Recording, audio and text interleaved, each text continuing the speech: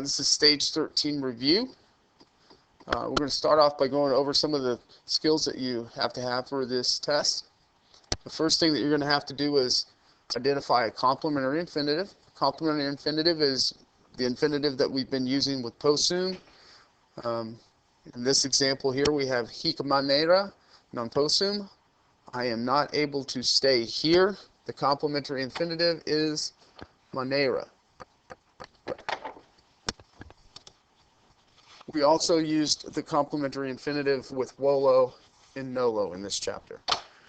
So complementary infinitive is simply the infinitive that we've been using with those three verbs, with possum, Willow, and nolo. Identifying tenses. You're going to get a sentence. You're going to get a verb like ace. So let's say you are foolish, and you're going to tell me that that is present tense. You're also going to have to identify ne and que and their uses. Remember that ne is simply telling me that there's a question. Let's go ahead and add a question mark. That there's a question coming, and it's usually a yes or no. Not usually, it is a yes or no question. In this case, the ne is at the end of the first word. When we're looking at the grammar, just ignore it. And we have placet, tibi, warike, warikaique. In this case, you have que. Remember that que at the end of the word combines that word with the previous word. You're going to have a couple of sentences where they're going to give you that que at the end of the word, and you're going to have to decide whether it goes with the word before or the second word. So in this one, they might give you tibique or rikai, and you would have to be like, nope, that's not correct. It goes at the end of arikai. You're still going to have to deal with the dative as the object of a special verb or as an indirect object. Remember that we have three verbs, placet, credit, and fawit, that use the dative as their object. In that case, for placet and for credit and fawit, if I have the dative, you would tell me that that is the dative with a special verb. The second one, salvius velico donum dedit, this is the use of the dative as an indirect object. Salvius is the subject, dedit, salvius gave. He gave the accusative gift to the overseer. This is the dative being used as the indirect object. Also going to have to identify the conjugation based off of the principal part. You'll get three principal parts, in this case interficio, interficere, and interfeci. Remember, please, that the second principal part, that infinitive, ere, are, whatever it may be, that's how I'm going to identify the conjugation. In this case, we have a short ere, that is third conjugation. If I have something that is are, that's first. There's a long mark over the re, then we have a second. Ere is a third, and ire is a fourth. You'll have several questions asking you about conjugations of verbs. Next, we have the Latin vocab. Advenit is to come. Cupit, he desires. Non vult, he wants. Discedit, he leaves. Itawiro, yes. Minime, no. Decidit is to fall down. Dot is to give, he gives. Retenit, he retains, he keeps. Surgit, he rises. Rura is to rush. Interfecera is to kill. The two that you're going to have to really pay attention to are these two, discedit and decedit. If you'll associate those with the English, to discard versus to descend.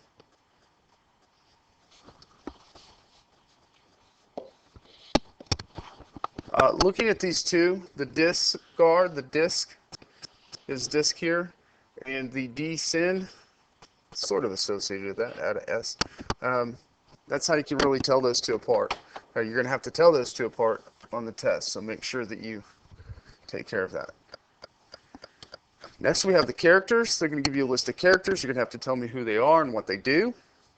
Alator, remember he's the guy who attacks Solvius. Antiloquax is the dancer. How do I tell the difference between Antiloquax and Loquax? Loquax is the singer. You have to have a song before you can dance. Antiloquax is the dancer. Bregens, he's the guy who has a big dog in the line and he attacks Solvius. The dog does. And then Serwix is the leader of the plowmen. Next we have Phileas, he's our learned slave.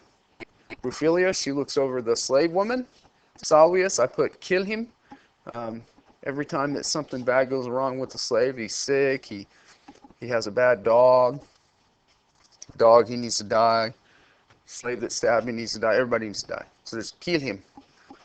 Ulrika looks over the slaves, and Volubilis is the cooks. You also need to know the things that the characters say. So you really need to make sure that you reread those stories so that you can remember some of the things that the characters do or say. Identifying Latin translation of English verbs. They're going to give you the English, he has arrived, and you're going to have to come up with the Latin word advenit. Remember, arrived is perfect tense. That log mark over that E is important because that distinguishes whether or not it is present tense or perfect tense. He used to work.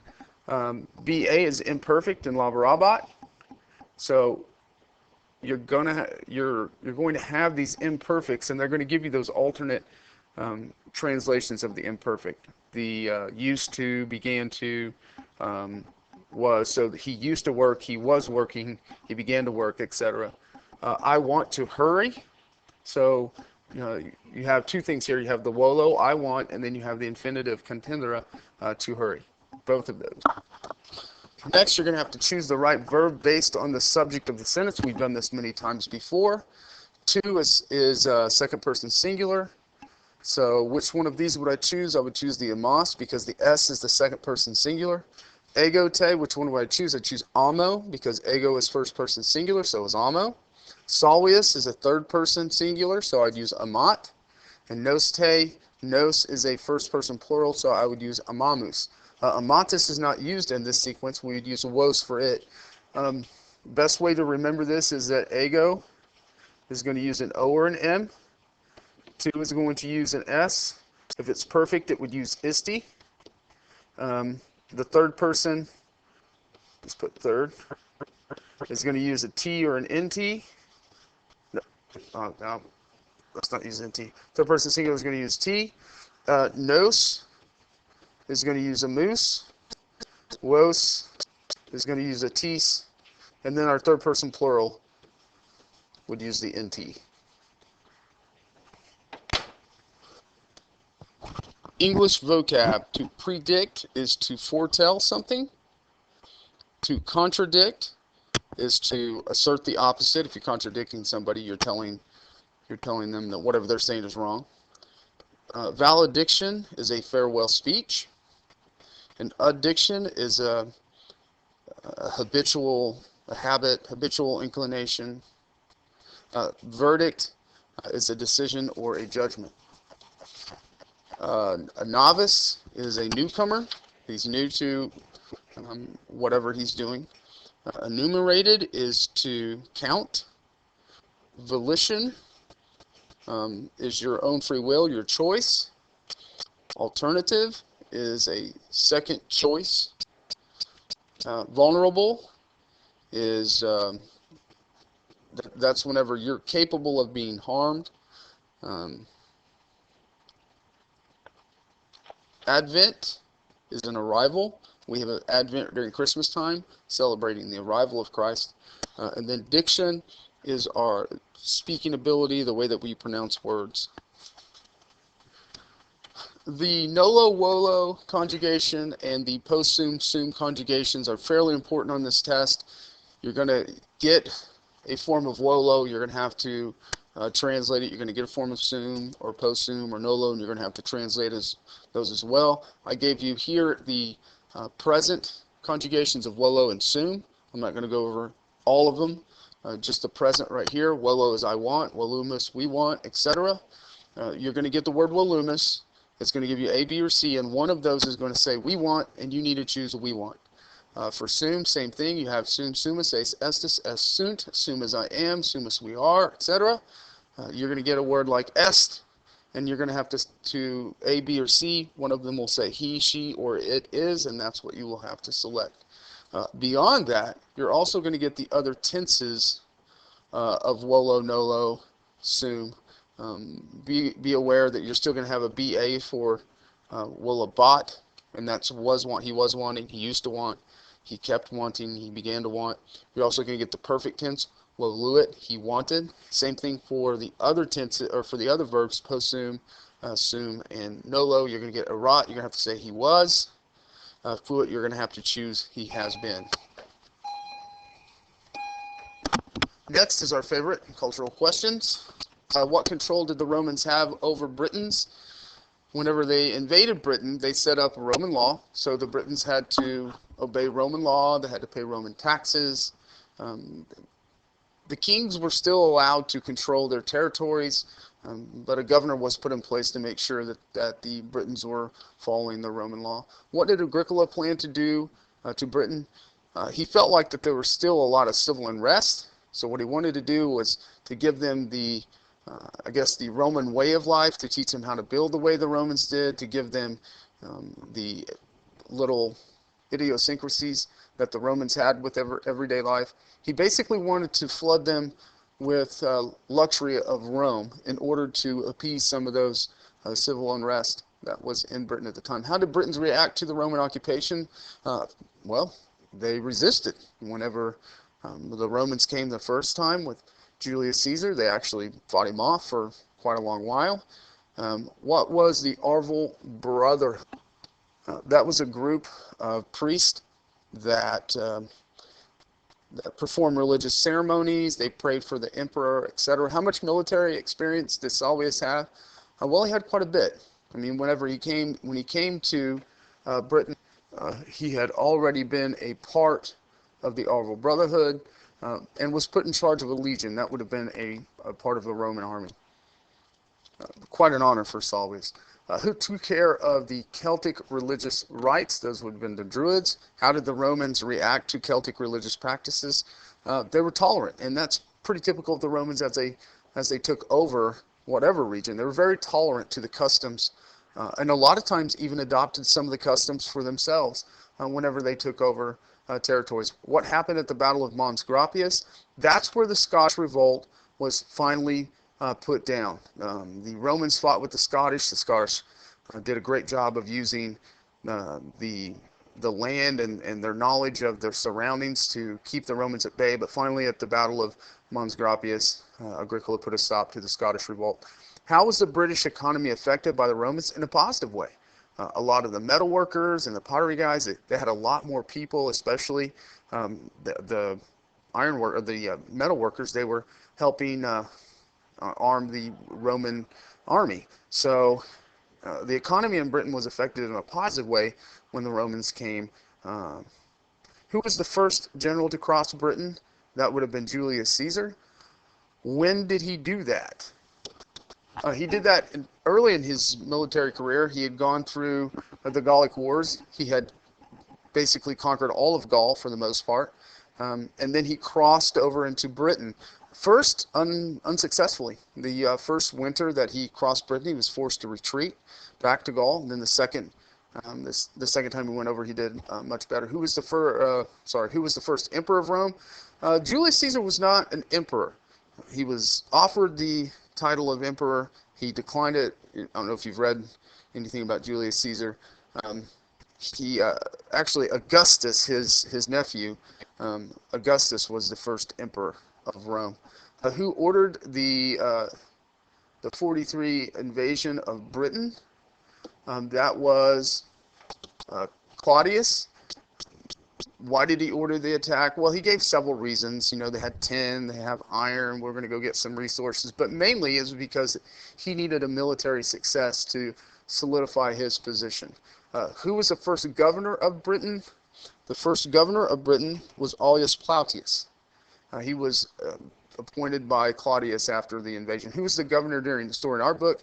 Probably the most famous of the British governors in Roman history, and that was Agricola. Why did the Romans build roads in Britain? The same reason that they built roads everywhere else. Roads allowed them to travel more quickly with their military. One of the reasons that Rome was able to conquer and hold so much territory was because the roads allowed their troops to travel much faster from one place to the other. How long did Romans occupy Britain? About 400 years before they left. Where is a temple to commemorate the Roman invasion? It is in some town that I can barely pronounce, Camalodunum. Camalodunum. Try to say that 3 times fast. Here's a chance for you guys to practice some of the skills that you're going to have for the test. You have 1 through 5 here. Which conjugation of these verbs belong? Here, I don't give you the infinitive for the first 4. So you're going to have to go back into your vocab and think, okay, excitas was excitare, A-R-E. That is what conjugation first. So I would select A for that. Try those other 4. Hit pause, try those other 4, and we'll see if you get them right. Number 2 is advenit. That comes from advenera. That is going to be 4th conjugation. You have docent. That comes from docera, long E-R-E. That is going to be 2nd conjugation. Number 4, you have decedit. That comes from decedera.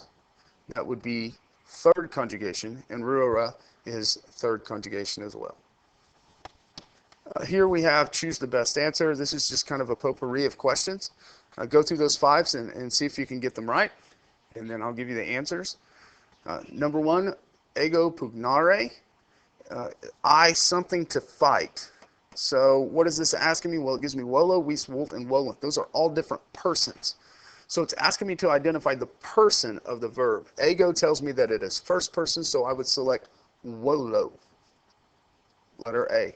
Number 2, puer laborare, the boy something to work. Again, I get nolo, non-vis, non-wolt, nolent. Those are all different persons. So it's asking me what person the verb is. Puer is 3rd person and singular, so I would select C, non-wolt. Number 3, I used to say that all the time. I have dico, dicibam, dicisti, and dicera. Well, these are kind of mixed up. I do have dico and dicibam. Those are both first person, but they're different tenses. I have dixisti, which is the wrong person, and I have dicera, which is nothing. It does have a used to say, and I want you to be careful whenever you run into these, because to say would be dicera, but I used to say is not using an infinitive, it's using the imperfect tense. This is kind of tough, and you will make some mistakes on the test if you do not remember that we have for alternate definitions of dicibam would be I used to say, I began to say. In English, we use that to say, but not as the infinitive like we do in Latin. So make sure that you know that began to stay, or used to say, to say, and began to say, those aren't infinitives. Those are imperfect. That's huge because there's going to be several of those on the test, and that dicera will throw you off because you see to say. Are you keeping track of the results? That is present tense. Are you keeping? Presently, are you keeping? So I'm going to choose A, retenis. Retenuisti is perfect tense. Can't choose it. Retenabas is imperfect tense. Can't choose it. And retenere is an infinitive, so I'm not going to choose that one either. What is the opposite of cupid? Well, I have to remember that cupid means to desire. Advenit is to arrive. Non-wolt is not to want. Oh, there it is. Not to want something is not to desire it. So that would be the opposite of cupid. Here's a chance for you guys to identify the tense of these 5 verbs. Try that out, see how you do.